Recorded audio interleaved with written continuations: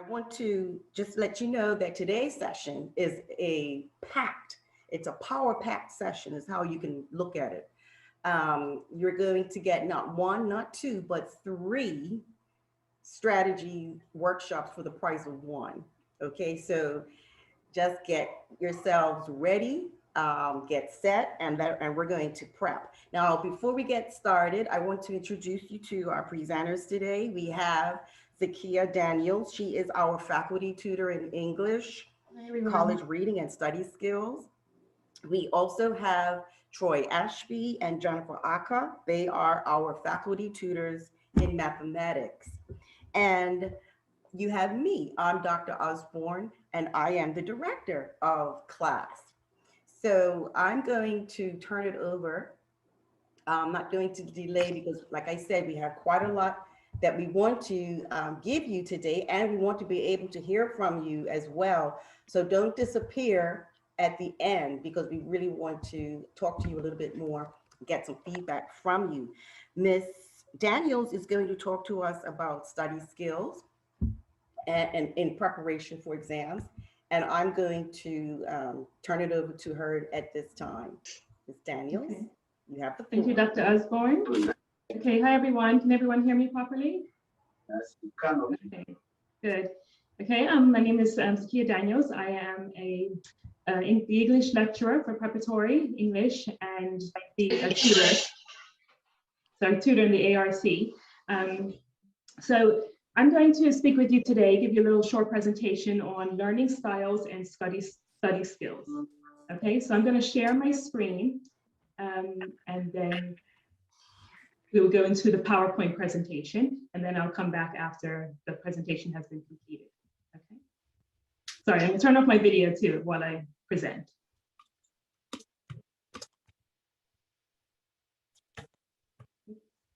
Sorry.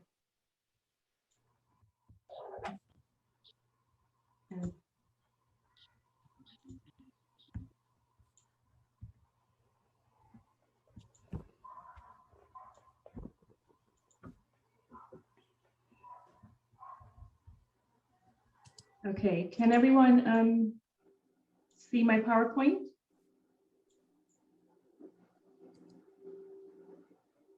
Yes. Looking good, Ms. Daniels. Okay, good. I'm just trying to get the whole screen in there. Sorry, one second.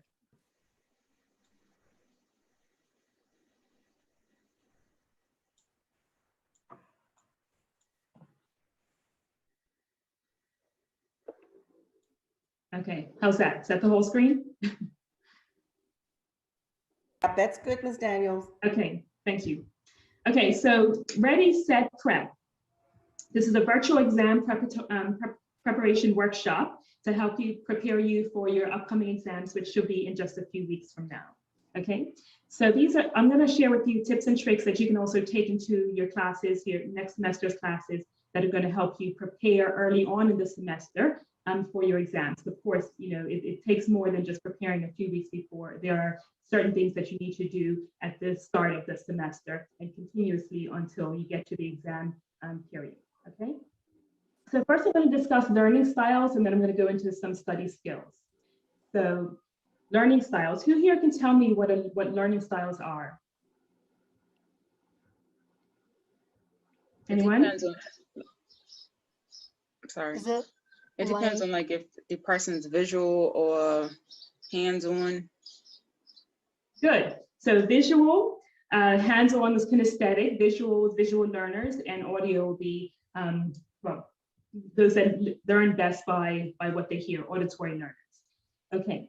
So learning styles, knowing your learning styles can make all the difference in how you learn and how you interpret, how you memorize information. And that's really, really important. Why is it important to know your learning style at the outset?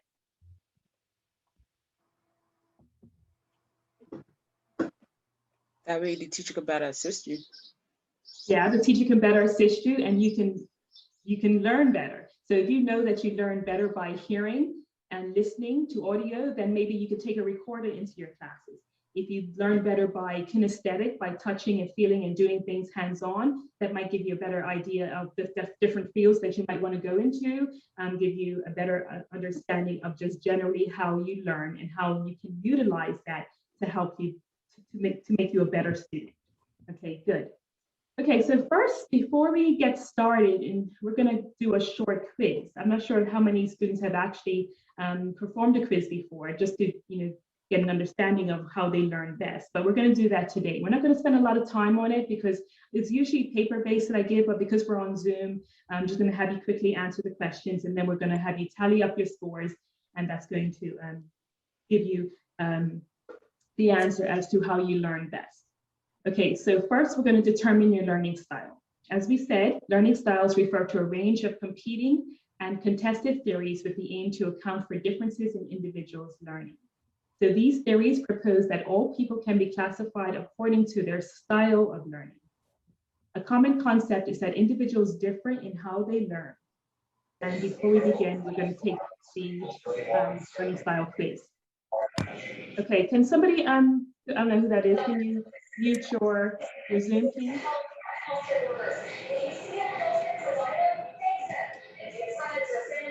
Dr. Osborne, maybe you can mute everyone? Sorry. Yeah, I'll do that. Okay, thank you. Okay, so before we get started, I would like to share this quote. So I'm not sure how many of you are familiar with Confucius, and no respect to Confucius, of course, but I thought this was very interesting when it comes to learning styles. Of course, learning styles was developed by theorists way after Confucius, but he has this famous quote that says, "I hear and I forget, I see and I remember, I do and I understand." Now, when it comes to learning styles, I mean, this is kind of, flies in the face of learning styles, because some people hear and they remember, some people see and they forget, some people do and understand or understand.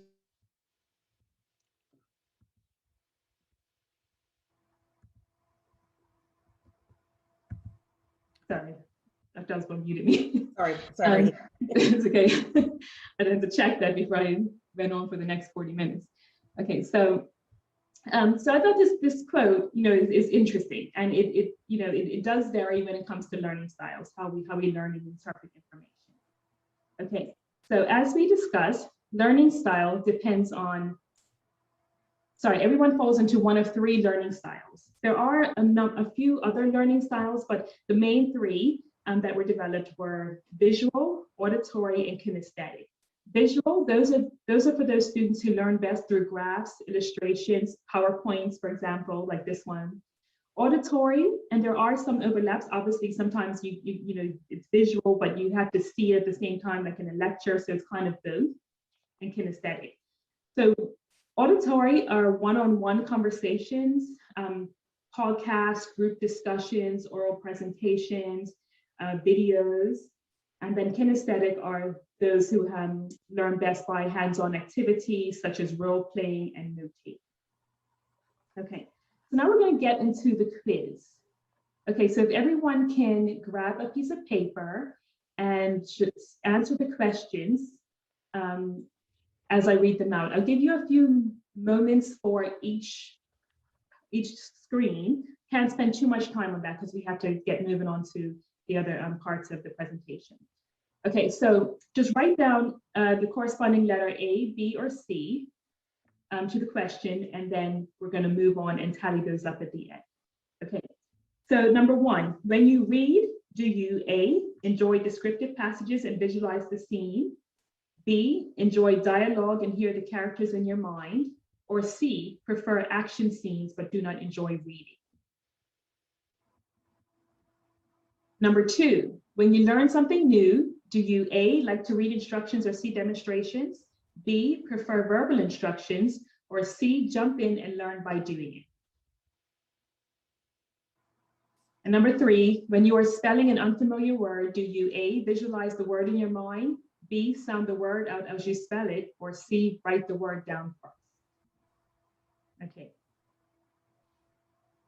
Give you a few moments to reread that.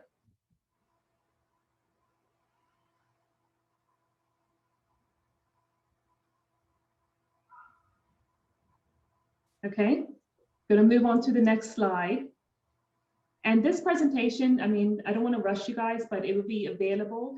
I can send it to Dr. Osborne and she can forward it on to you as a PDF. So don't, if you don't get all the answers down and you're not sure what your learning style is, of course, you can find lots of information online on Google, but I can also send you this PowerPoint just so you can go over again in your own time.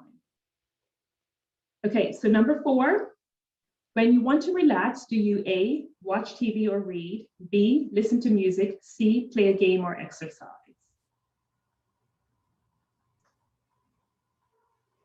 Number 5, when you are concentrating, do you A, get distracted by messy surroundings, B, get distracted by noise, or C, get distracted by activity around you?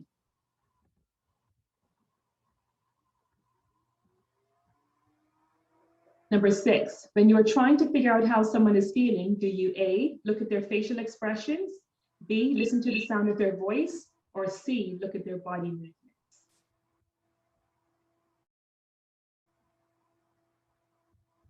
Number 7, when you teach someone something new, do you show them what to do or write down instructions, B, tell them what to do, or C, do it with them? Okay, give you a few moments to reread that.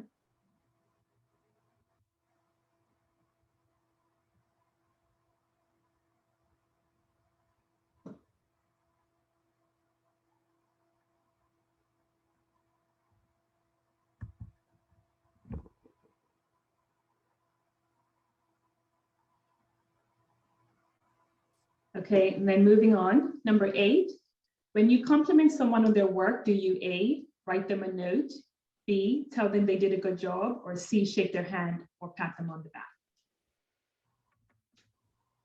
This is the last slide for these questions.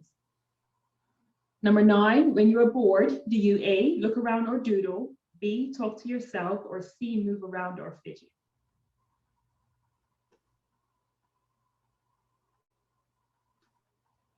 And number 10, when you need to remember something, do you write it down, say it to yourself over and over, or think about it while moving around?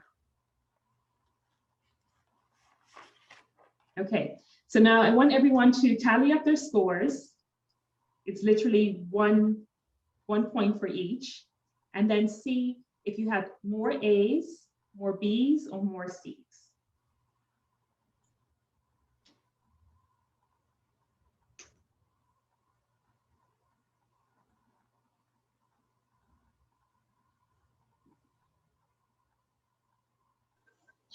I have a question.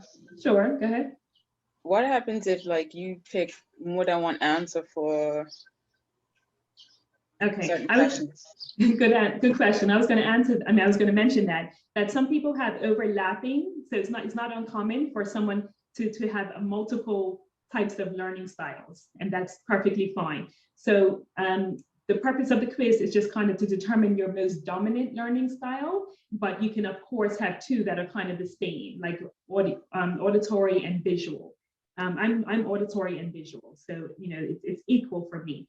And so that's perfectly fine. So you would find that both answers apply, maybe all 3 answers might apply, and that's absolutely fine. Okay. Okay, so who's finished tallying up? So can everyone kind of shout out their answers just so we can get an idea what some learning styles are? Mine's I have 2, visual and kinesthetic.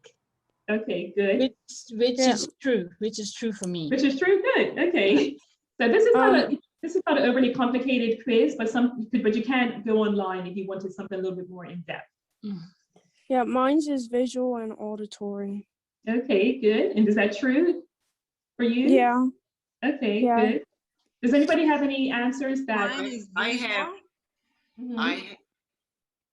Ms. Anderson, Crystal? Yes. Could I Hi, talk? how are you? Yeah, I have 9 A's and 7 B's and 3 C's. Okay, so your dominant learning style is visual. And is that accurate? Did you think before that you were a visual learner? I mean, if you come across learning styles. Okay, good. All right, guys, anyone else? Mine is visual. Visual, okay. Is that what you expected? Yes. Okay, good. Did anyone have any surprises? Any surprise learning styles that they didn't know? No? Okay, so yeah, pretty much it's accurate. It's pretty much accurate because people, they might not have, not everybody categorizes the way they learn in terms of they don't call it a learning style. And sometimes this is, this might be new for some students, like, oh, I didn't know that it had a name. Yeah, so it's actually a theory, it's actually a concept, and it's just simply called learning styles. And that just helps you hone in on how you learn best. So now that you know that it's a thing, you can actually go to Google and just find more information. Is like, what should I do as a visual learner? Like, how can I start the semester off as a visual learner? What should I take note of? What should I do more of? And conversely for auditory and kinesthetic. So that's why it's very, very helpful for you to know what your learning style is before you begin, certain classes, before you get into a major, even if you're undecided. Like, just try to hone in on, how you learn best, and that might help you make a good career choice for yourself. Okay, all right, guys, that was good. So now you know. So I'm going to give you a little kind of brief overview as to what would help you, how you can learn best for your learning style. But of course, there's more information resources you can find online. Okay, so visual, actually 40% of the population are visual learners. 30% are auditory and 30% are kinesthetic. So that's just for your edification, just so you know that what most people in the world are. So visual learners, those are typically those that remember what was read or seen in a presentation. So those today, you would, this PowerPoint would speak towards visual learners, help them if, they would basically kind of remember more of what they see on the screen rather than listening to me. Visual learners don't retain what they hear over a long period of time. So they don't really retain what they hear, auditory, they prefer what they see. They think in pictures and they use scenes to describe. So you hear when somebody's talking to them, they actually visualize the actual scene. I do that. If somebody was saying, yeah, I went running on the beach this morning, I think of them running on the beach. Like, I see that in my mind. They have vivid imaginations. They associate color with information. They remember faces, but not names. And they like written reports better than verbal. So that all of those might apply to you. Some of them might apply, but for me, they pretty much all apply. But it just depends on the individual. Auditory learners, they typically remember what they hear in a lecture or presentation, or even during a conversation. So Zoom allows you to do both, especially when the lecturer is using a PowerPoint. So you can actually do both. Auditory learners talk while they write. They are sophisticated speakers. They remember by listening and therefore get the most out of lectures. And they assign little meaning to concepts or information until that information is presented in an audible format. So just generally, it's back in my day, because I'm a little older than most of the students at the college. We didn't have access. We had, actual books, but we didn't have all of the resources that you guys have access to now, like the audible books. Who here listens to podcasts? Who here prefers listening to a book, an audible book, like on Amazon Audible, rather than actually reading a book or reading a Kindle? I've never done a Kindle, but it will be interesting. I think I would like it. Yeah, I thought I was more visual, like having a Kindle or a book, until I did the 14-day free Audible subscription on Amazon. And then now it's like I just go walking and I'm listening to books. And it's actually, it's really like, I wish I had it when I was 18, but it's really, really handy. So, if you do that over a period of time, you can actually become an auditory learner. So it's all a mashup and it's a blend, and it just depends on what you have access to, what you prefer. But nowadays, I kind of do both. Like, yeah, I read a lot of books. Like, I read like 4 books this weekend. Oh, but wow. sometimes, In one weekend? Yeah. Oh, wow, that's excellent. I read really fast. Okay. But when I have a book that's like not available, I'll listen Yeah. to it as well. Yeah. So I can do both. Yeah, I do the same thing as well. So it's just nice having that, just being able to vary it. And sometimes, some books might be more interesting, I think, reading, and then there's some that like, you know, you don't have to really focus, and it's, you know, it's the, this book as an audible version, you know, will do like motivational things like that. Okay, good. So let's move on to kinesthetic learners. And these are learners that typically want to move all the time. They like to be busy. They are well coordinated. They are doers, not big talkers. They like to take things apart, put them back together to learn how things work. And they need concrete experiences to act as learning aids. So a lot of my nursing students are kinesthetic learners, and they know that. And then again, you can also have a combination of kinesthetic and visual. And some of the mechanics students or the culinary, those tend to be the kinesthetic learners. But again, of course, there's an overlap with different learning styles. Okay, so as we discussed in the beginning very briefly, why is it important to understand your learning style? It helps you make a better major selection. So depending on where you are with your college and university studies, you might be undecided, or you might want to change because you realize that, you know, people are telling me that I should be this or that, but, you know, I don't really enjoy that, or it's hard for me to learn. I can't memorize the information, you know, but doing something like this is easier for me. It's more enjoyable. It comes naturally, you know, and there's nothing wrong with, like, you know, changing your major or going into a field or an area that, you know, kind of suits your learning style. So the reason why it's so important at this stage is because it helps you make a better major selection. If you're a mature student, that might be something that you're coming to grips with now. Like, oh, I wish I did this before. I'm actually, you know, pretty good at this. And that's because you've just honed in on your learning style. You probably didn't apply a concept or a theory to it, but that's what it was. That's what it is. So you want to choose a major that caters to your dominant learning style. If you're a kinesthetic learner, a construction management major might be a good fit, for example. On the other hand, if you're an auditory learner, you will want to pursue a major that contains a majority of lecture courses, for example. So it gives you a better strategy in choosing courses that are aligned with how you learn. If you are undecided about your major, knowing your learning style can help you avoid courses in which you know you will struggle. So one thing I didn't mention at the outset of this presentation is that I'm actually a lawyer. So I was called to the bar in 2006, very long time ago. But I actually went into law because I got so frustrated, and no disrespect to Ms. Ackah and Mr. Ashby, but I did not like math. I couldn't do math to save my life. Like, I just hated anything mathematical based. So I said, what's one thing I can do where I would never, ever have to solve a mathematical problem ever again in my life? And then I came up with law. I said, oh, perfect.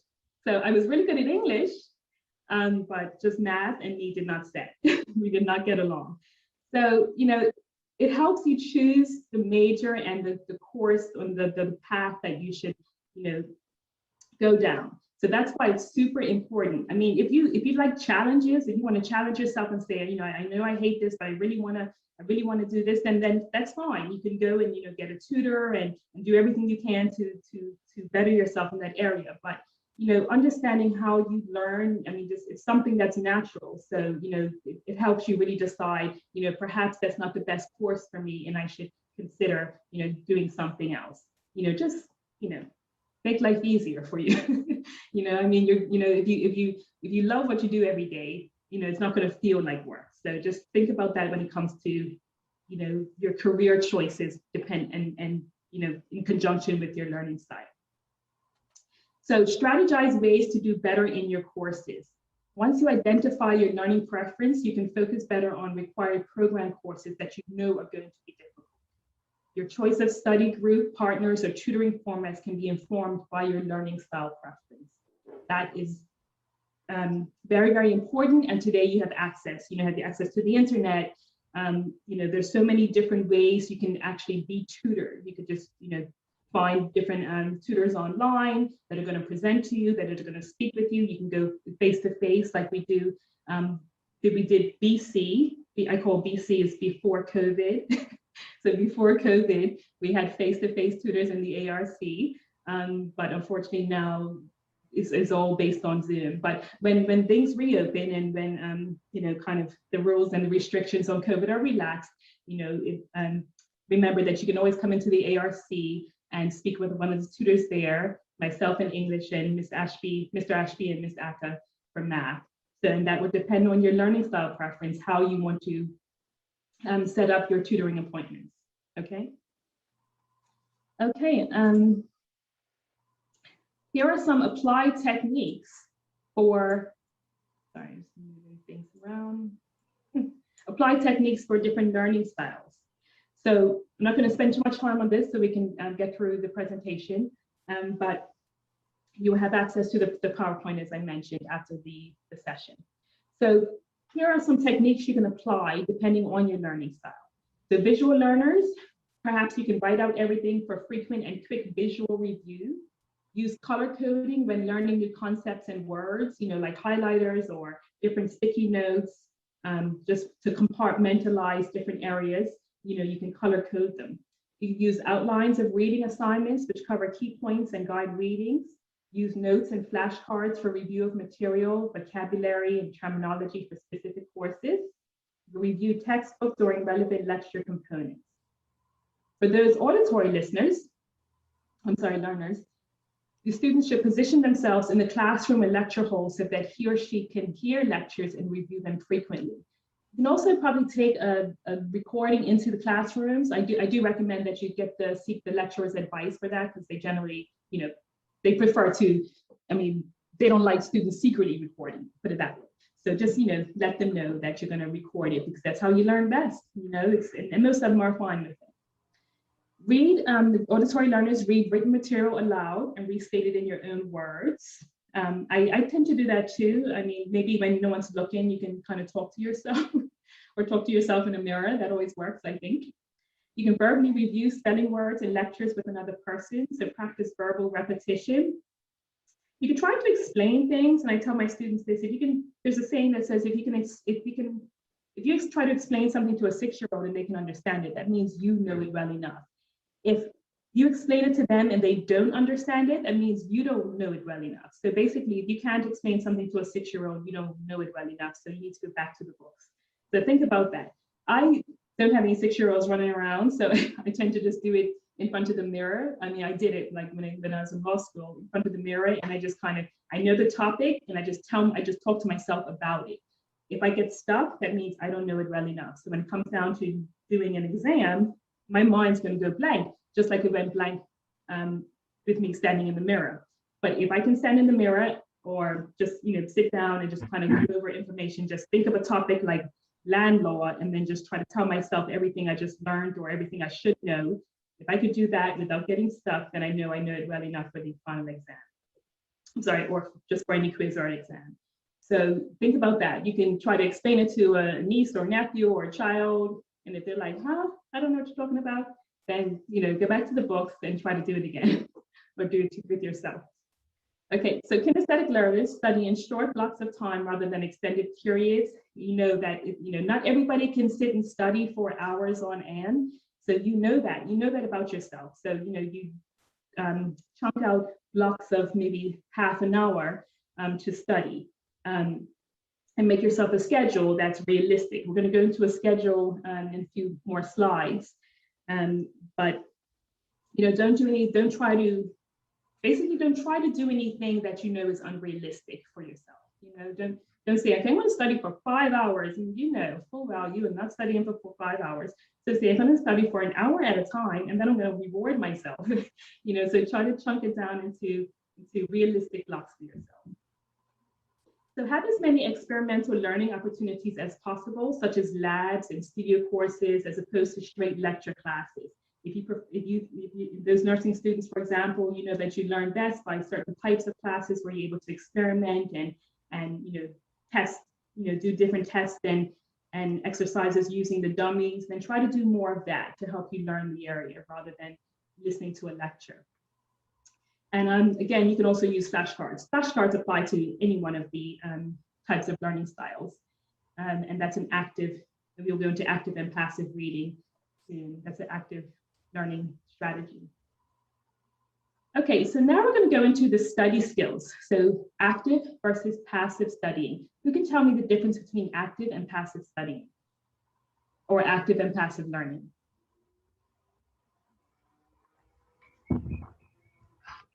I would say active, you're being proactive, you stay on top of things. Passive is here and there. You might do a little bit at one point and then you let time pass and catch up for the rest of the studying.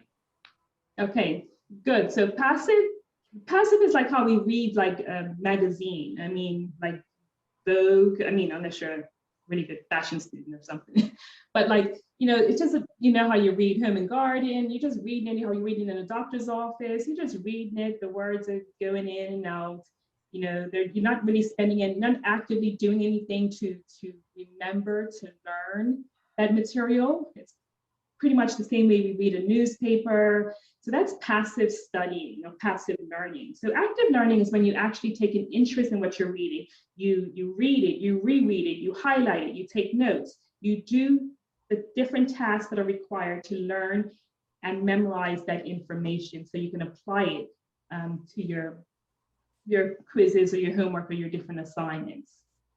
So active studying is working with the material to try to build understanding and finding a way to process the information in a deep and meaningful way.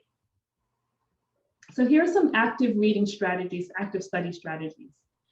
So if you have material to study, the lecture notes, a passive study strategy versus an active study strategy. So the material on the left-hand side of the graph, you would see says lecture notes.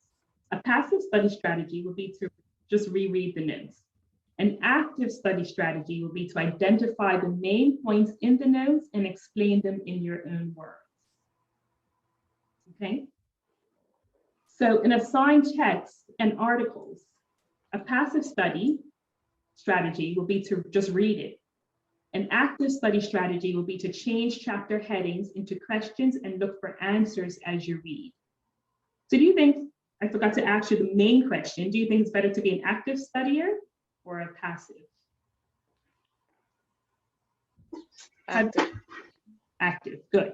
So everybody here wants to use active study strategies, not just for studying for quizzes or exams, but for learning. These strategies also apply just to learning generally. These are the active things that you would do. These things will help you grasp a better understanding of the area. So for assigned problems and exercises, a passive strategy would be to try to solve while looking at class examples. An active strategy would be to try to solve on your own first and then look at class examples. Okay, so who here does that? Many of you probably do, and sometimes, it takes you kind of doing a number of things to really see like, oh, that you're right. Sometimes it's like, I can still learn by doing this way. And then what I say is just try the other way. So this is a good example. Just try to solve something on your own. Even if you think that you don't know it well enough, just try it. And then you would realize that that strategy actually works better than any previous strategies you had. And that would help you with your classes, with your exams, because you know where you messed up. So for PowerPoints, a passive strategy would be to print out and read. An active strategy for the PowerPoint example would be to print out, write possible test questions in the margin, and quiz yourself on slide info. And for lab reports, a passive strategy would be to reread the answers. An active strategy would be to go to lab and quiz yourself while looking at models and materials. Okay, so it's important to really know the difference between passive and active strategies because they make all the difference in your retention. Okay, so here are a few others, active and passive learning strategies. Class lecturers, passive will be to write down what the instructor says. Active will be to decide what's important to write down. Read, think, ask questions, try to connect the ideas. For textbook assignments and studying, read and reread, that's passive. Active, make outlines and study sheets. Look for trends and patterns. I particularly do that. I don't just read and reread. Sometimes I actually find myself rewriting the entire book. I know that doesn't sound very realistic, But over the course, because I give myself enough time over the course of the semester, it actually becomes kind of easy to do. It's unrealistic to think that you're going to be able to rewrite the whole book in your own words in 3 nights. But if you're giving yourself like 4 months, by the time you summarize each chapter into your own words, and then you go back and you summarize your notes into flashcards, like you're kind of breaking it down each time. And as you look back at it on a whole, you're like, I just kind of rewrote the entire book in my own words. I put it, this entire, like this set of flashcards is equivalent to everything in this book minus the irrelevant information. So that's why it's super important for you to start early with your studying strategies rather than leaving it so late. Okay, so I find that very, very helpful. And at the end, because a lot of the information in the book is irrelevant. I'm not saying it's all irrelevant, of course not, but a lot of it is just kind of fluff and it's reiteration. But if you break it down into the important parts, then that's where you find the most value. So here's a little story from law school. So when I was in law school in 2003 in London, my university was in central London, but there was another university that had a lot of really helpful resources. There's a book called The White Book. I'm not sure anybody, probably no one here even knows what that is. So it's basically the civil litigation in a book that's about, I would say it's about 6 inches thick. Like it's really thick. And the paper is actually probably the size of like rice paper, like the thickness of rice paper, like Bible paper, like it's very, very thin. So imagine like a 6-7 inch thick book. We're talking thousands and thousands of pages. So that book is given to us at the beginning of the semester, and we have to learn that like from back to front, but cover to cover. So I'm looking at this book. Then one of my friends tells me, oh, if you don't, it has like cellophane wrapping. She says, if you don't unwrap the book, you get to sell it back at the end of the semester for like 300 pounds. I said, 300 pounds? She didn't have to tell me twice. So I said, okay, well, how can I learn this book without actually opening the book? So I can save myself some money and go shopping on Oxford Street afterwards. So I went over to a bookstore, the College of Law bookstore, and what they did, they actually, I mean, because we're talking about a university that's been in, existed since probably in the 1950s or something. So they had actually, there was a publisher who worked with them at some point and had basically created summarized, who here is familiar with Clip Notes? You guys know of Clip Notes? Yeah. Okay, so basically what they did is they summarized all of the College of Law's textbooks, including the White Book, into a kind of a magazine style version, which was only about maybe 50, 60 pages. So what they did was they condensed the entire White Book down to a summarized version with the important points only. So fast forward, long story short, I purchased that book for about 20 pounds. I used that book as my study, as probably the only study guide I had for that particular class. And I passed the class and the final exam and the bar exam first time around with that book. So you don't need, just because a textbook is 400 pages long, you don't have to learn all 400 pages. You don't have to memorize everything that's in that book. And this is where, I mean, of course, we don't always have access to Clip Notes and College of Law's summaries. So you have to do it yourself, unfortunately. That's why it's super helpful to try to do that in the beginning, chapter by chapter, just so you don't overwhelm yourself. Okay, so that's a little story of my self-taught studying strategies back in law school. Okay, so as I promised, here's the study timetable. Now this, I had to teach myself this. I didn't have, these types of workshops to attend. And if I did have them in university, I had forgotten them already. And they didn't really apply when it came to law school, because nothing was ever as intense as law school was. And overwhelming, the number of case laws, cases and different types of legislation, everything that I had to learn and memorize was just on a whole nother level, like nothing else I had ever experienced. So in law school, before we got to the bar year, there was 9 classes, and we had our final exams were for 6 hours each class every day, divided by and separated by the weekend, and then the remaining 4 for the following week. So basically, Monday, Tuesday, Wednesday, Thursday, Friday, every single day, an exam on a different subject for 6 hours, written with a pen, not typed, online. And then the weekend, and then Monday, Tuesday, Wednesday, Thursday, the remaining classes. Okay, so as you can imagine, that's going to require like serious organization. There was no way I can study all of these classes, study for all of these courses, do a 6-hour exam back to back for each one of them for 9 days in a row. So I had to set up a study timetable. Thank goodness my first study timetable worked. That's why I'm able to share this part of this valuable knowledge with you today, because it worked. So what I did, so here are just some kind of tips and tricks. I mean, setting up a timetable, number one, takes time. So you have to commit to the time to organize the timetable. The study timetable should rule your life. We don't like doing it, but we have to, but trust me, you're going to be happy that you did do it and that you stuck to it, more importantly. So the number one piece of advice I can offer you when it comes to setting up a study timetable is to be realistic with your time. Just like kinesthetic learners early on, I said, break it down into realistic chunks, but you have to do the same thing when it comes to a study timetable. So every day, so it took me probably a few hours to actually organize the timetable. I knew exactly which classes I had to do. I knew what the books were like how much information, like maybe one book had 20 chapters, the other book only had 10.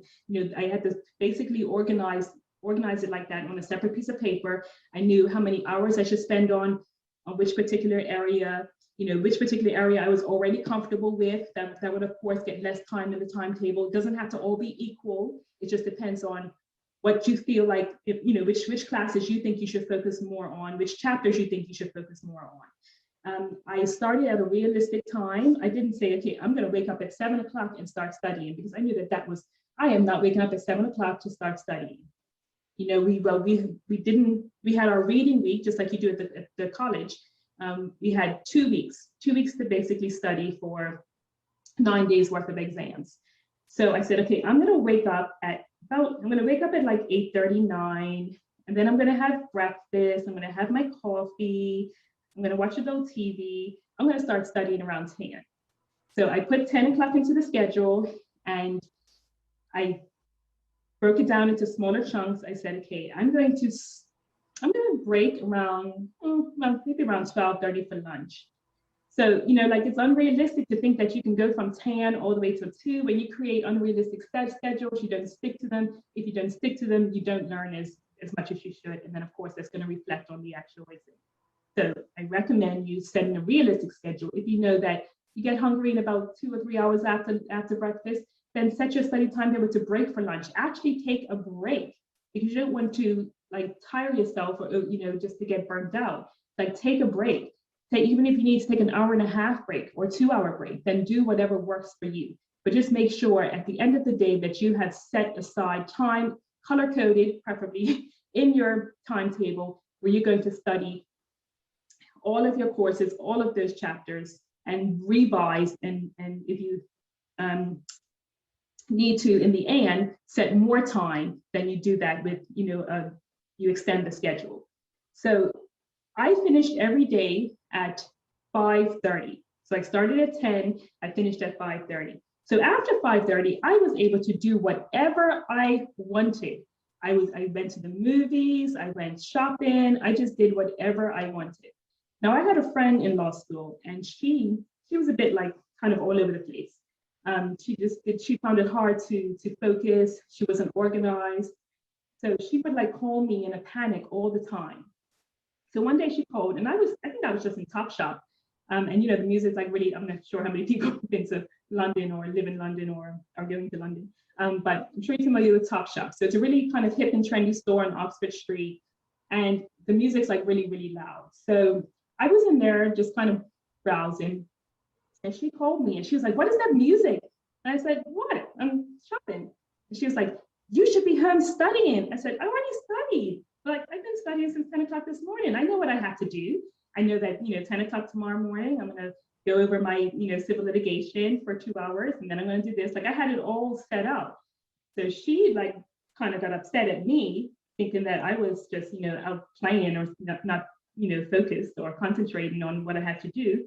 And I told her that I'm fine, I'm relaxed, I'm not feeling overwhelmed or frazzled, because I know that I set up a really, really great study timetable, and I stick to it. And so I get to enjoy my time off. So think of that, your time off, as being, you know, your time to relax and regroup and do the things that you like to do. It's like your little reward from studying all day. Long story short, she did not pass law school, and I haven't seen her since. And that was back in 2006. So I did. You know, I passed all 9 of my exams, and I basically, you know, attribute that to the study timetable that I set up. So as I said, it's going to take you a few hours to do it, depending on how many classes you have, but make sure you sit down, you take the time. Here's an example here, and just be realistic. If you go to the gym, put that in. If you go to lunch with friends, put that in. If you have something where you're going to drop your mom off every day, put that in. Put down, make sure you organize a realistic study timetable, okay? Because that would help you succeed. Trust me, I've been there, and I know what it takes. Okay. Okay, so also you have to plan a definite study time and place for each day. Make sure you have a comfortable environment. At the time when I was in law school for this particular year, I lived with, I think I had about six roommates. So don't ask me why. I mean, the apartment was super cheap. My room was like an attic room. I had to go up like 3 or 4 different flights of stairs, and eventually you got to the attic, and it was a cute little room in the attic. And I think I only paid about £60 a week. But the reason I chose it, you're probably like, well, why would you want to live around so many people where it's a noisy house and everything, is because everyone else that lived in the house, they were actually professionals. So they went to work every day, and I had the entire house to myself all day. And then when they came home around 5:36, if you can remember from my study schedule, that's when I was off. So I would leave the house when they came home, and then, you know, they would leave the house in the morning. So I had a nice quiet environment to study in the morning. I know it's difficult now because you can't exactly, you know, go to the library or go on campus, and you might have, you know, family at home or children, but try to make sure that you find a space, you dedicate a space for yourself, nice and quiet. Even if you have to put a sign on the door. In my bar year, my mom decided she wanted to come live in London, same time as me, in my apartment. I had to put a sign on my door that said, "You had her hours. She is not to knock. I don't care if there's a fire. You are not to knock. You are not to disturb me between these hours." So even if you're in a cramped, small space, there's other people staying there, you have to like put down, you know, lay down the rules. Like put your foot down and say, you know what, I have one shot at this. I don't want to have to pay for this all over again because, you know, you think it's okay to disturb me while I'm studying. I need 100% concentration. So please leave me alone for a few hours and let me get this done.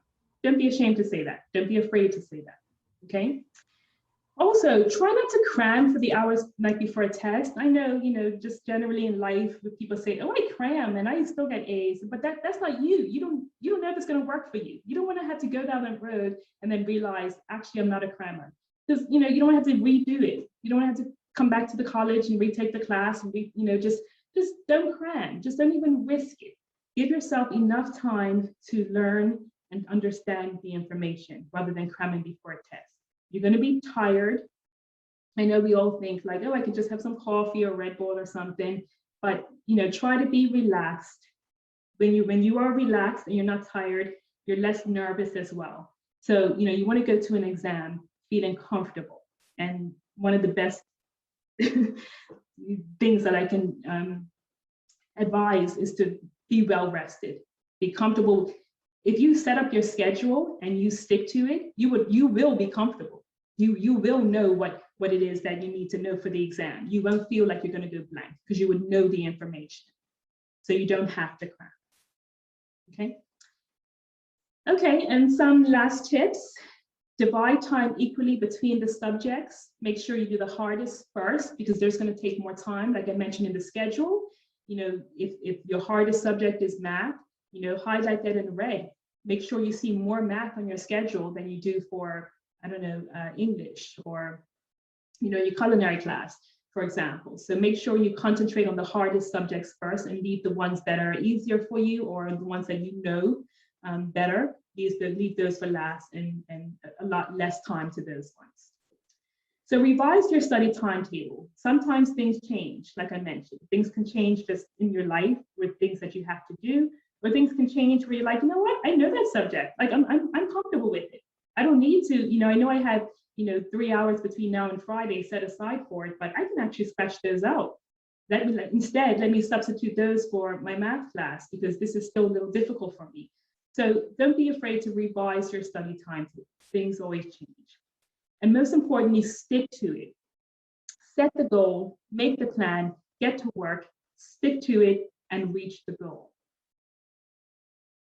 Make sure you put your social life on hold. Back in my day, we didn't have access to Instagram or Facebook. I know it sounds like it was a long time ago, but this was in 2003. I was in law school, which was my second degree. I also have a first degree as business administration and healthcare management. So this was my second degree, and we still didn't have access to social media, which is probably a good thing. But please, your social life is not going anywhere. Those people will be there ready to chat with you or DM you and all that, or TikTok with you, or just post up TikTok videos, posting yourself dancing after you pass your exam. How about that? But while you're studying for your exams, try not to get all distracted with social media. There's a quote by Winston Churchill, and he says, if you stop and throw stones at every dog, you will never make it to your final destination. So think of that as your distractions. You don't need to stop and get involved with everything that distracts you. You have a number of shots, but you don't want to take them. You just want to do it in one shot. If you can pass your exam in one go, you don't have to retake the course, but all you have to do is try to stop being distracted. Eliminate all the distractions from your life, just for that short period while you're studying, while you're getting your head right to take your finals. So try to give up parties, nights out, which is super easy right now because there are none. So COVID, you don't have any parties to go to, no nights out in the next few weeks. So this is actually a good time. It's nice and quiet. You get to spend a lot of time reading and studying. And plan your rewards that you'll give yourself after the exams.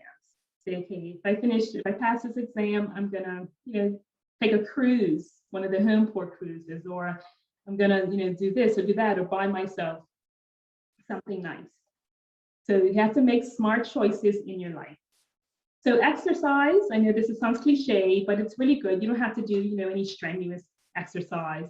Just go for a nice walk or jog to reduce and relieve pressure and stress. Sometimes, when I said I stand in front of the mirror talking to myself, you can also just kind of go walking down the tracks and talk to yourself. Make sure nobody sees you. You might think you're a little crazy, but it's nice to kind of get out and clear your mind and think about things that you might not have thought about sitting home on your couch. So just try to get out and exercise at least for that, that you can just kind of clear your mind and think about things.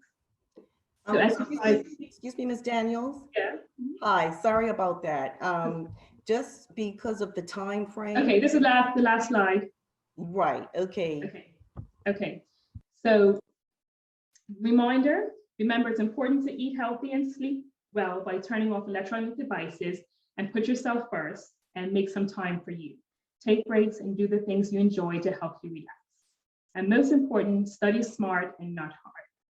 Thank you.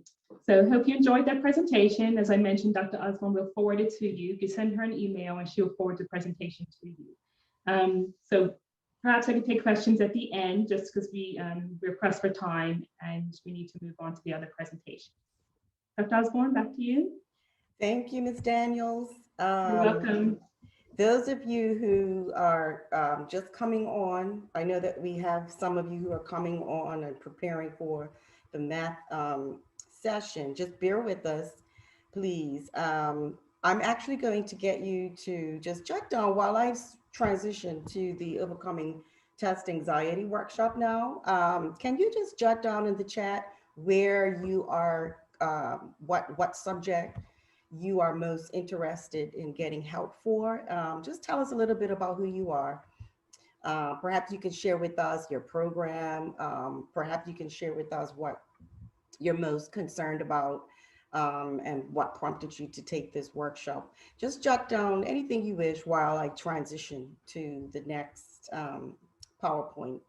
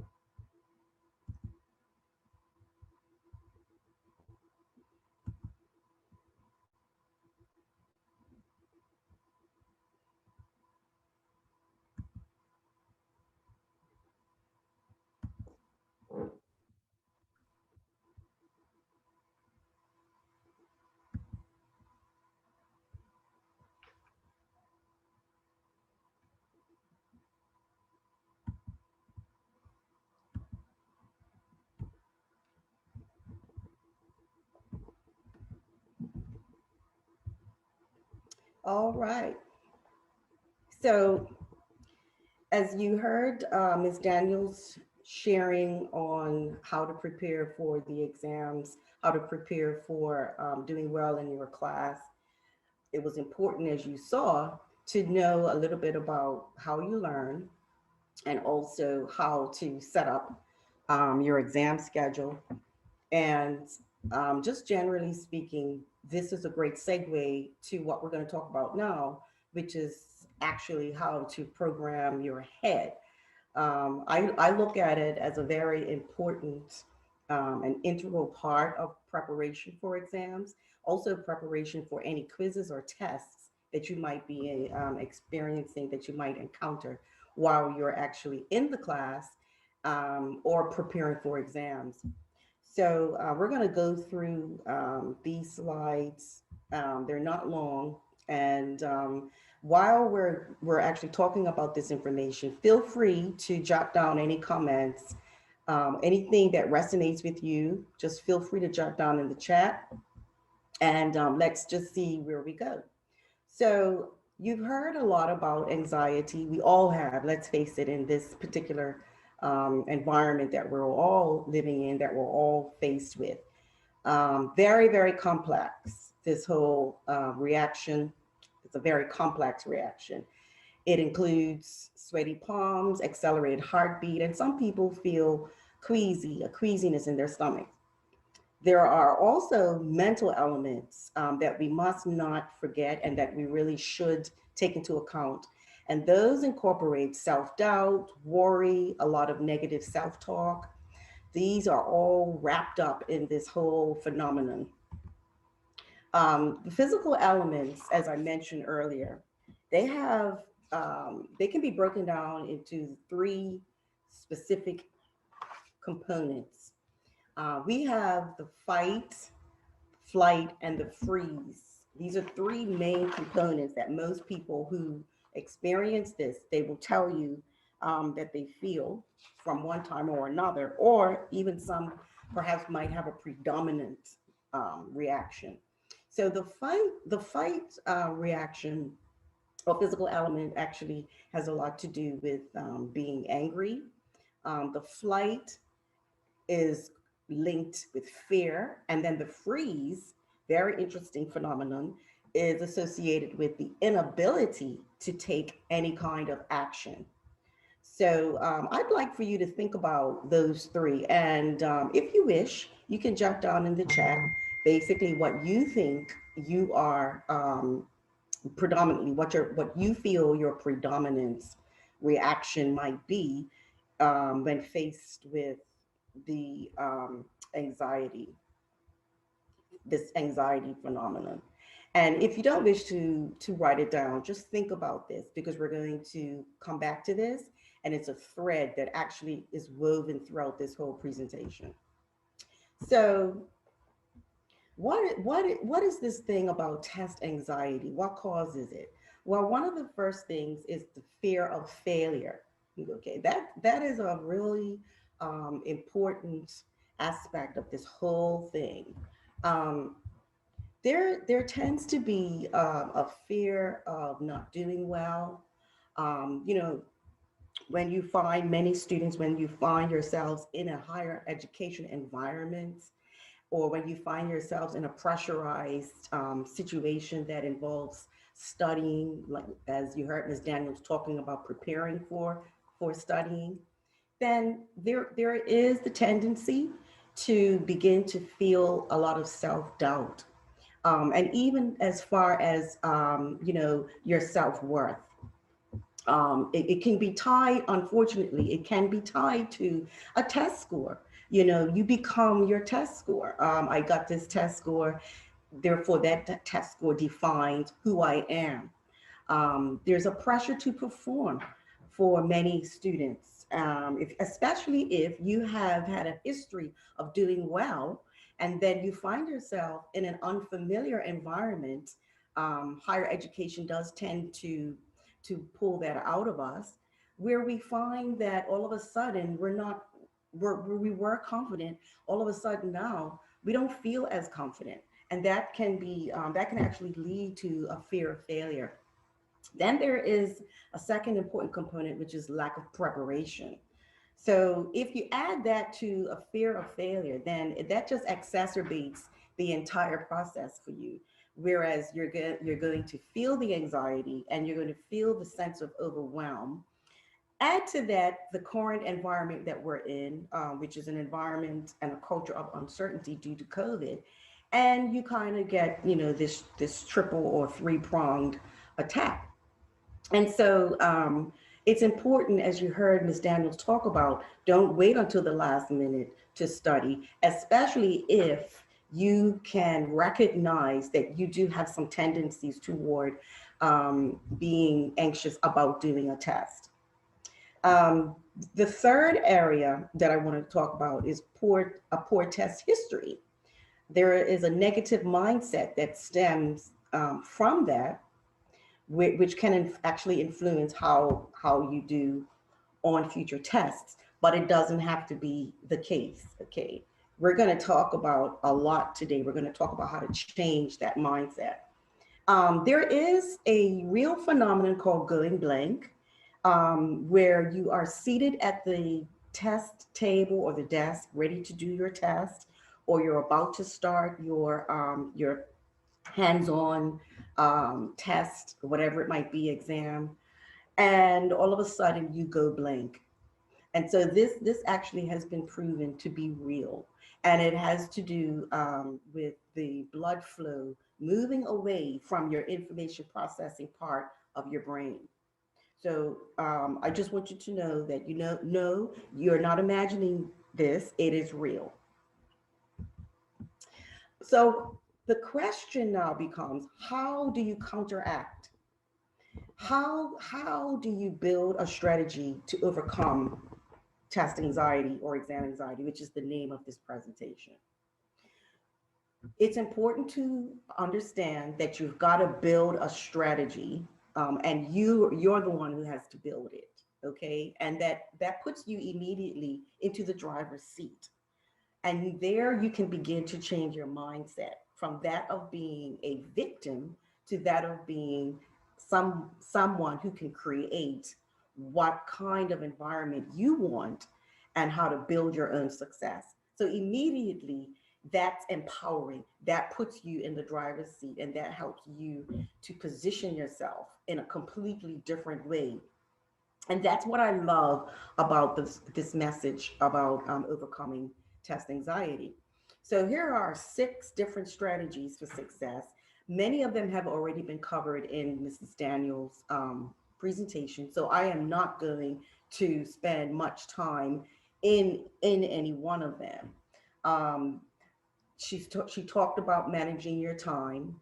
She talked about good study habits. She talked about being prepared.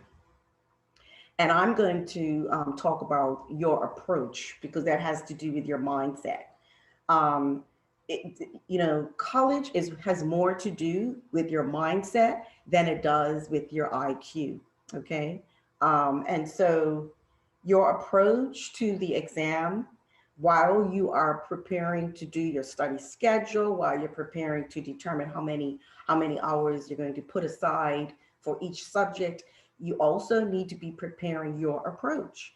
You need to think about and talk to yourself about building up your self-confidence, building up your I can do this attitude, because it's all about an attitude, and your attitude has to be positive in order for you to have the necessary mental energy and strength to continue and press through until you come out on top. The next thing I'm going to really talk about and stress is treating your body well. And that has a lot to do with wellness.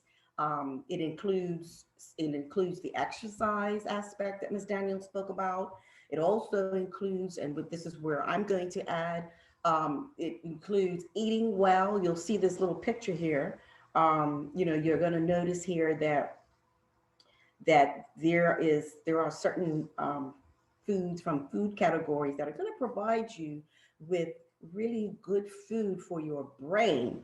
People forget that your brain needs food. It needs food. It's just like any aspect of your body, which needs nutritious food, right? So you're going to get your omega-3s, which is really good brain food. From that salmon, you'll see those green vegetables.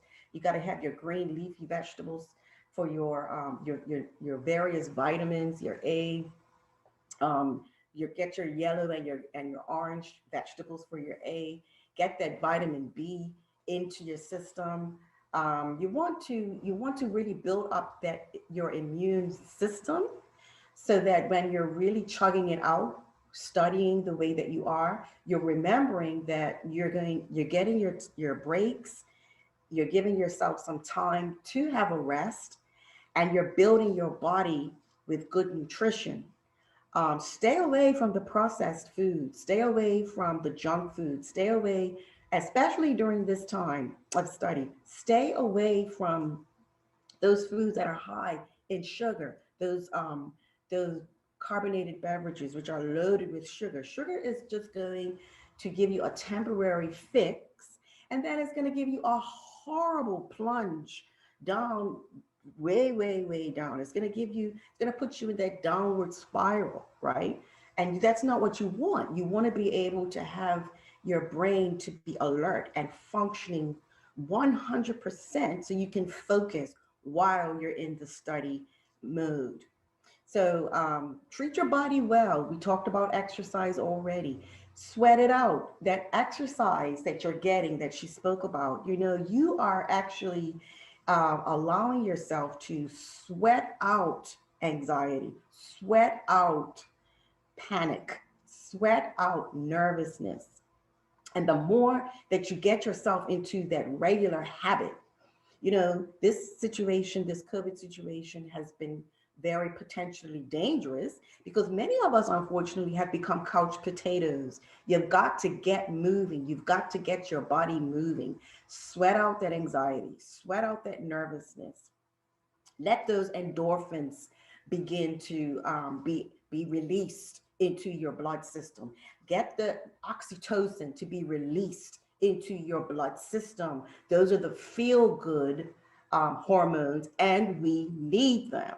Okay, you're going to need that. All of that contributes to your mental mindset while you are preparing for your exams.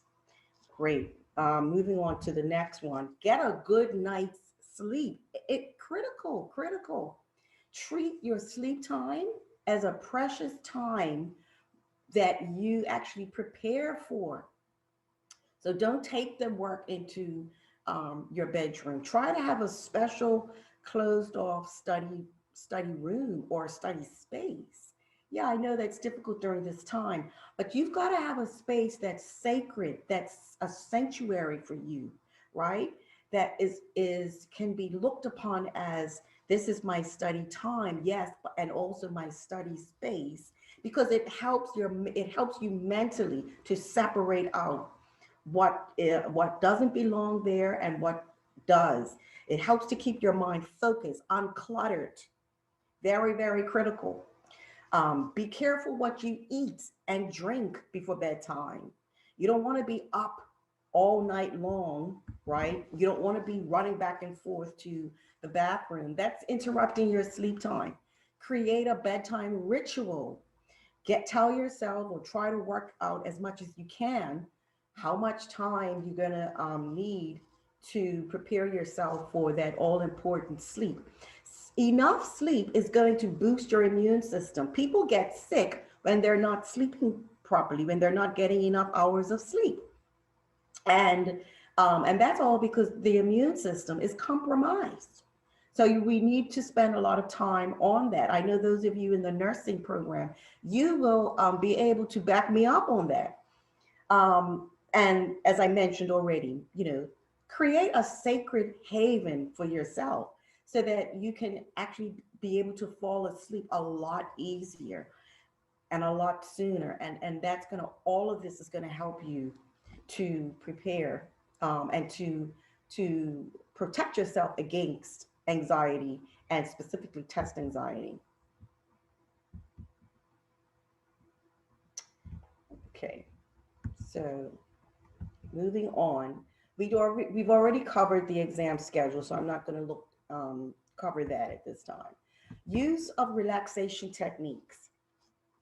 Here's where, so, in my background, I don't know if you can see it.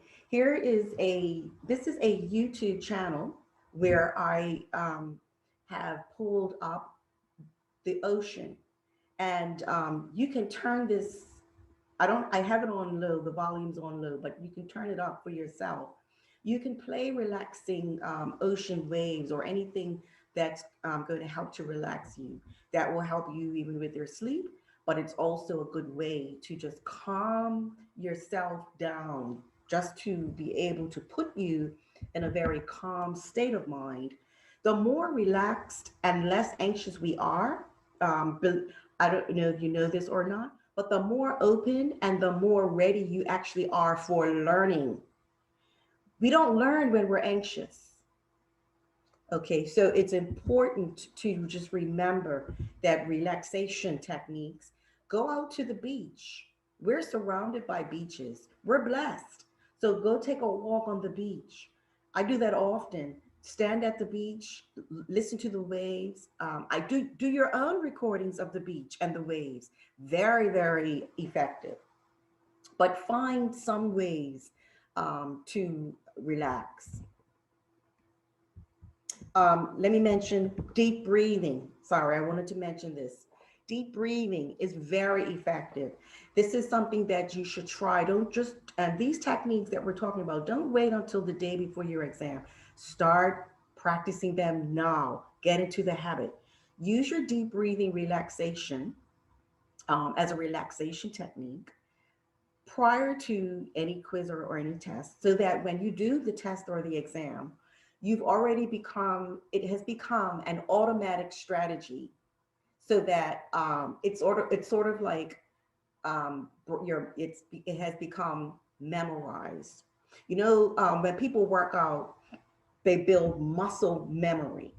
This is the same idea. Build a muscle memory with your relaxation techniques. Now, here's where I really want to focus in on.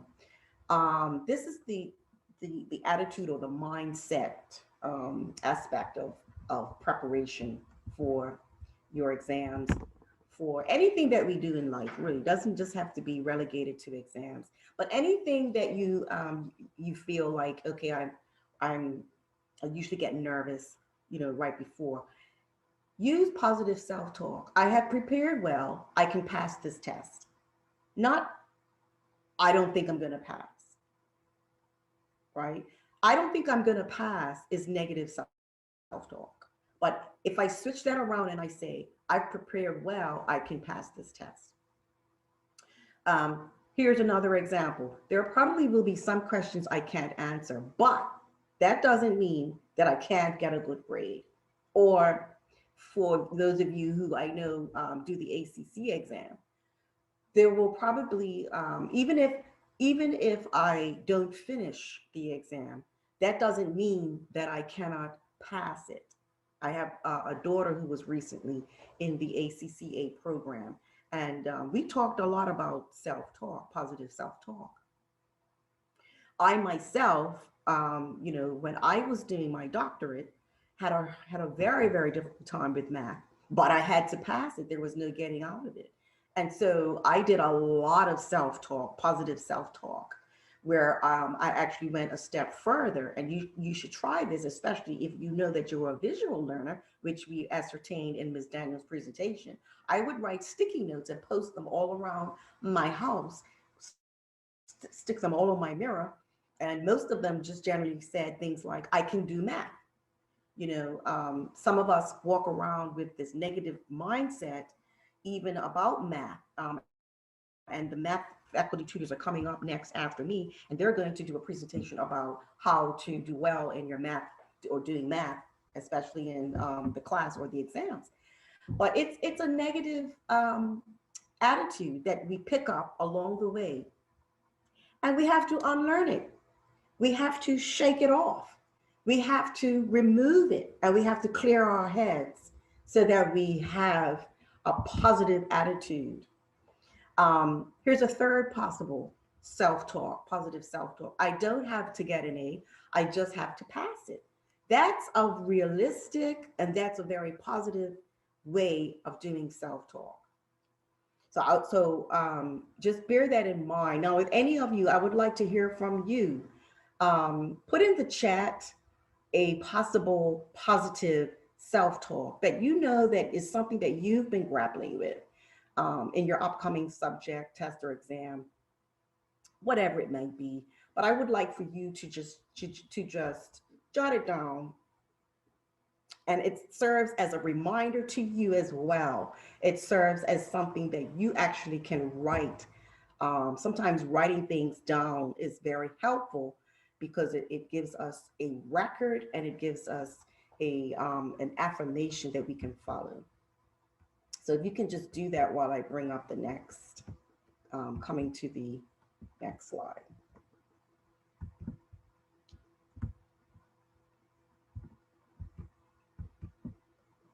Hold on 1 second. Not sure what's going on here.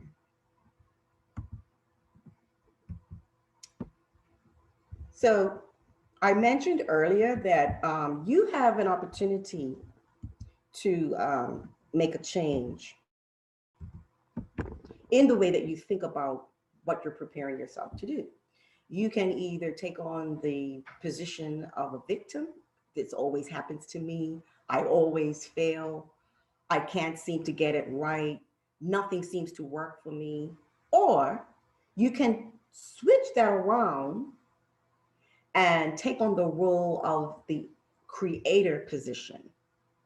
Use positive self-talk, accept yourself, and if you have a learning need or if you need extra help, accept that and learn how to reach out for help.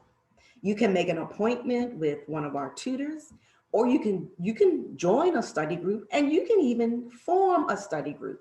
But that is what we call putting yourself in the creator position. That's what we call putting yourself in the driver's seat and putting yourself in control of where you want to go. We talked a little bit about the exam, and here are just a few reminders In a multiple choice exam, make sure you read all of the options first. Don't jump right in, and make sure that you read all of the questions before you jump in. Okay. It's similar to, reading email. Sometimes we think we've read an email, but we haven't really read all the way through, right? And then we miss something very important. Beware of tricky qualifying words such as only, always, or most. Don't rush through the test. Don't rush. Give yourself time, because remember, you're trying to overcome the anxiety, the nervousness. And if you allow that to kick in and just go with that, then you're going to put yourself at a disadvantage. You want to pace yourself. You want to give yourself time. Remember, we talked about that, the blood leaving your information processing part of your brain and the possibility of freezing. So we don't want that. So give yourself time. Do your deep breathing. Give yourself time to read through the questions, and give yourself time, your brain, to start kicking in and functioning. Recheck your answers only if you have extra time, and only if you are not anxious. But do not go through this last step if you're already stressed out, and if by the time you get to the end, you're worried and you're anxious. Just do not put yourself in that position. And lastly, this little acrostic it comprises everything that we've talked about in the first presentation by Ms. Daniels and the one what I've just covered with you. Stay focused, use deep breathing to self-calm. I would also use self-talk, positive self-talk. Come to the test on time, very important. Don't be late, that adds to your anxiety. In fact, give yourself at least 10 to 15 minutes before the test starts. Create a plan for answering your questions, which we talked a little bit about. Execute your plan, but do it and do it over, don't rush it. Give yourself time. Stay active. If you go blank, move on to the next question and circle back. It's okay. It's going to be okay. And lastly, stop the negative self-talk. But now you have some tools to do that. It's okay to just say, oh, don't beat yourself up. Don't negatively self-talk. But what are you going to put in its place? You've got to be able to put something in its place. And here's where you will use your positive self-talk. I can do it. You can do it. I'm going to pass. I've got all the tools that I need. I'm a winner. I am successful. I have good success. This is the positive self-talk that you need to use.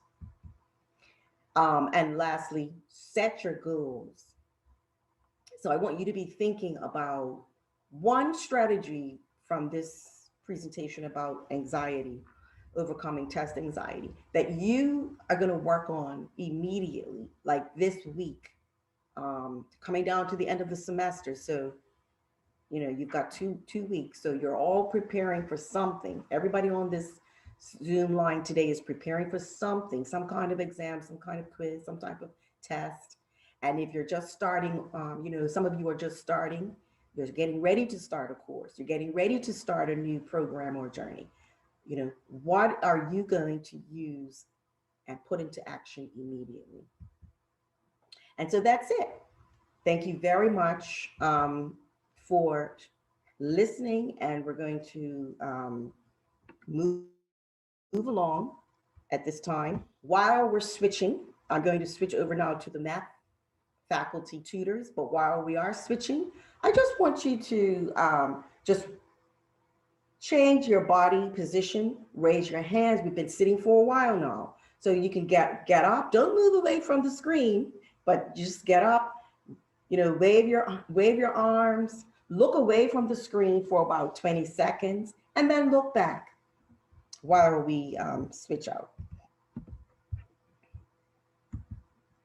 Those are all very good tools for helping to stay focused and for just making sure that you're not getting Zoom fatigue, which we are all really, really trying to work against.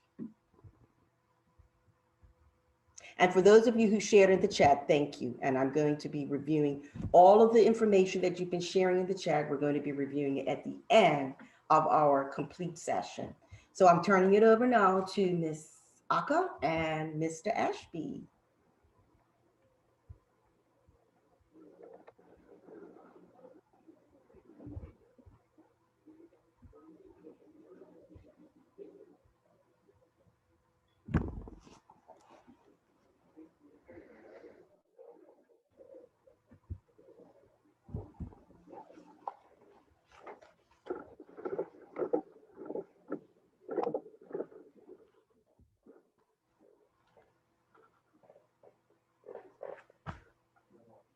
Ms. Ackah's on mute. She's talking. Thank you. Thank Ms. you, thank Ackah? you. Yes, Okay, you're all straight? yes, thank All you. right. Sorry, can everybody see the presentation? Yes, I can see it. Okay, good. So guys, good afternoon again. I apologize for that. I'm just going to share with you a few tips about how to prepare for your math exams. I'm not going to say dreaded exams because math is not a dreaded, it's not a dread, but it's very exciting. And you might be one of those students that love math. You enjoy math. It's a challenge and it gets your brain thinking and you feel revitalized when you can do math and do it well. But for some of you, it might be complex, it might be challenging, it might be so difficult, it just doesn't make sense. And then for some of you, you just feel like, I don't know where to go. I don't know what to do. I feel like giving up. And what I'm going to share with you is simple. It's really simple. So the one thing that everybody who wants to be successful in anything is you have to study. But more so with math, because you really, really, really have to put that time in. You really have to devote your time to studying on a regular basis. You know, for some subjects, you can catch up, but with math, it's a little more difficult to do that. So one of the important parts of studying mathematics is that you have to review your notes, and I'm talking specifically for the final exam. You have to review your notes and all tests that you have taken throughout the semester. And so what do I mean by review notes? I'm saying you're looking at what you did right from the beginning, because you don't know what's going to come up on the final exam. And so you want to be prepared on all levels. So you want to review what notes you wrote down right from the beginning, all the way up until the last day of class. And also importantly, you want to pay attention to those things that your teacher said will be on the final. And you know, your teacher says, you can be sure that this type of question will be on your final exam. Take note of that, circle it, put an asterisk, write it down. Look over all the tests that you have taken throughout the semester. Of course, not every problem on every test is going to be on the final exam. But like I said, there are going to be some questions that are definitely going to be on that final exam. And so you want to put your focus on that. So review your notes, look through all the tests that you have taken so that you can study those notes. The second thing I want to say is you want to practice various types of problems and levels of difficulty. So in other words, you don't want to just focus on all the easy problems. You know, the word problems are definitely going to be on the final exam. So you might want to put more focus on that. In addition, guys, you want to spend time on questions that you are clueless about. Don't spend time on questions you already know how to do well. Spend time on those questions that challenge you, they present difficulty for you. And so so that you are well prepared on those types of questions. More times than not, those questions are what are worth the most points on a final exam. So you want to give your attention to something that you don't feel that you know. It's no sense spending time, valuable time, practicing what you already know, because it's not going to help you know it anymore. Spend time on something that you don't know. The next idea, and this is very, very critical. You want to complete a final exam, a practice final exam, without any notes, without going back to anything on the computer. Sit down, pretend like this was the final exam. So if your instructor put up a final exam practice, pretend like this is the exam. Sit down, give yourself time. So if the final exam is 3 hours, you're going to say, okay, I'm going to allot 3 hours of my time when there is no distraction, no one can bother me. And I'm going to see, can I do this without any help, without going back to my notes, without looking at anything on the internet? Can I do that without any assistance? And if you can do that, I mean, most of the programs that we have, you can check your answers. So if you can do that without any aids, you can know, you have a gauge, you have a guide to say, I'm somewhat prepared. And this will also tell you what you need to spend more time focusing on. So use a practice final exam as if you were sitting down doing the test. And that will help you to see what you need to study more of. It really does help you. It really does guide you. So this is all a process of studying and preparing for the final exam. So complete a practice final exam without any aids, nothing to help you, because on the day of the final, you're not going to have anything but your pen, your paper, and your calculator. So you want to be well prepared. And the last thing I'd like to share with you is to review the mistakes that you made on that practice exam. In other words, you're putting an asterisk by it and say, I need to go back and focus on these, get some help. And this is where you can determine your success for this course, because now what's happening with the final exam, you're not just getting one chapter or one set, everything is coming together. So it's a lot more to take in, there's a lot more to digest. So you are now preparing to make sure that you can go through that final exam easily. And if you don't do so well, you can do it over and over and over again. But spend time on what you feel most challenged with. And so, with us having about 2 weeks left before the final exam, you do have time. You have time to start organizing yourself now. You have time to start making those tutorial appointments so that you can be adequately prepared for that day. And so that you go into the final exam feeling relaxed, feeling ready, feeling that you have put your best foot forward, you have given it all that you could, and now you're ready to sit this exam with confidence that you will be successful.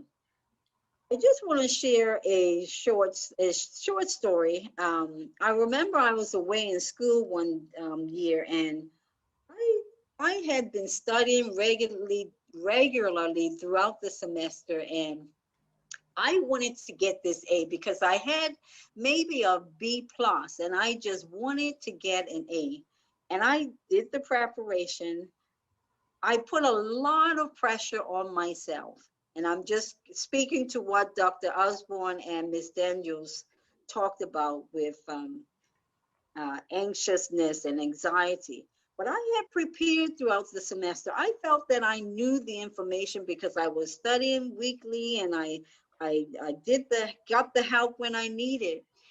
And the day of the final exam came, guys, and I tell you, because I had put so much pressure on myself, I wanted it, and nothing else was going to be satisfactory to me.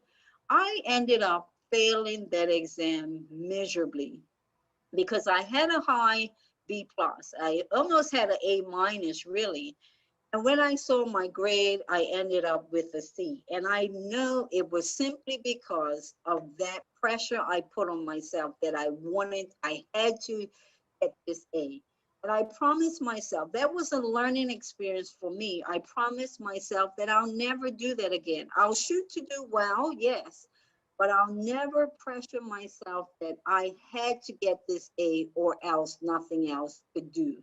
And so I want to share that with you to encourage you to, do your best, yes, but having an A is not the ultimate success, It does mean that you know the information, but, take a step back and say, I'm going to do my best. And when you do your best, that's all can be expected. So I want to wish you well as you move forward to be successful in your exams.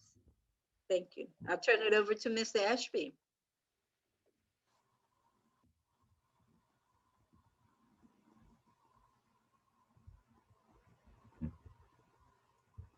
Mr. Ashby, you're muted. We can't hear you. As Ms. Ackah showed and said, some of the things that you would have to do to prepare yourself for like a final exam in math, for example.